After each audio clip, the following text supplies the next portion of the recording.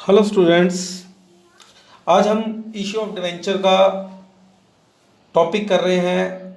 Issue of debenture for consider other than cash.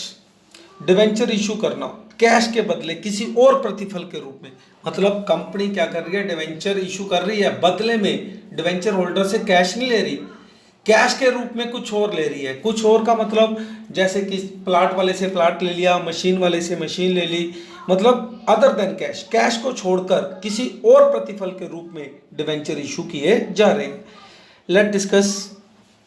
Sometime a company purchase some asset from the vendor. कई बार company किसी vendor से, किसी विक्रेता से कोई एसेट खरीदती है and instead of paying the vendor in cash, और वेंडर को, विक्रेता को कैश देने के बजाय द कंपनी में decide to issue debenture, company उसको डिवेंचर इशू कर देती है in payment of purchase consideration. जो उसकी वैल्यू थी उतने वैल्यू के डिवेंचर इशू कर देती है। कुछ जर्नल एंट्रीज हैं। Following entry will be passed for this purpose. इस पर्पज़ के लिए हम कुछ जर्नल एंट्रीज करते हैं। जैसे सपोज करो हमने एसेट्स खरीदी।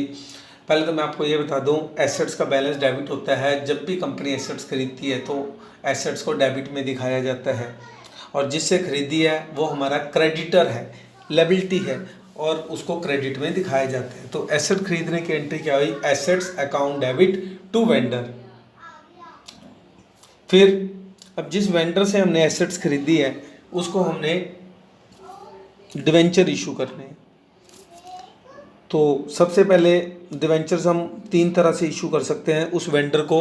या तो उस वेंडर को डिवेंचर हम एट पार पे, जितने का डिवेंचर है, जितने की उसकी फेस वैल्यू है उतने में ही देंगे। सपोज जैसे 100 का डिवेंचर है, उसको 100 में ही दिया, उसको तो बोलते हैं इशू ऑफ डिवेंचर एट पार।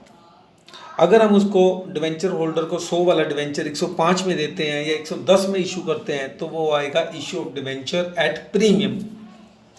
और अगर हम 100 का डिवेंचर उससे उसकी फेस वैल्यू से कम में इशू करते हैं, जैसे 95 में या 90 में, तो वो कहलाता है issue of debenture at discount. लो जी, स्टार्ट करते हैं।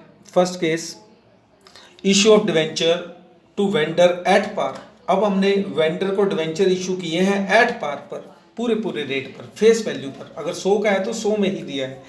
अब वेंडर जो कि हमारा क्रेडिटर था, अब हमने उसको डिवेंचर दिए।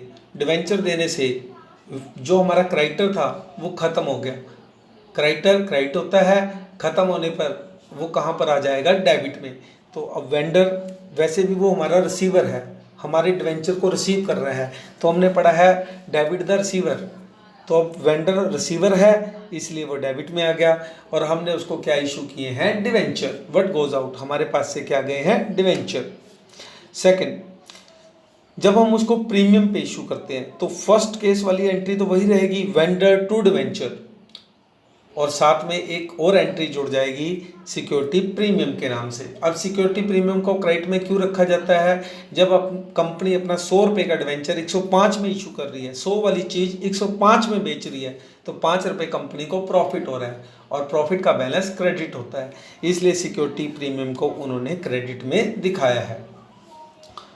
Third case, debenture issued at discount, come rate में किए जा रहे हैं। फर्स्ट केस वाली तो वही एंट्री रहेगी, वेंडर टू डिवेंचर, क्योंकि वेंडर को हम डिवेंचर दे रहे हैं, वो रिसीवर है, इसलिए वो डेबिट में आएगा। और व्हाट गोज आउट, हमारे पास से क्या गए हैं, डिवेंचर, वो क्रेडिट में आ जाएगा।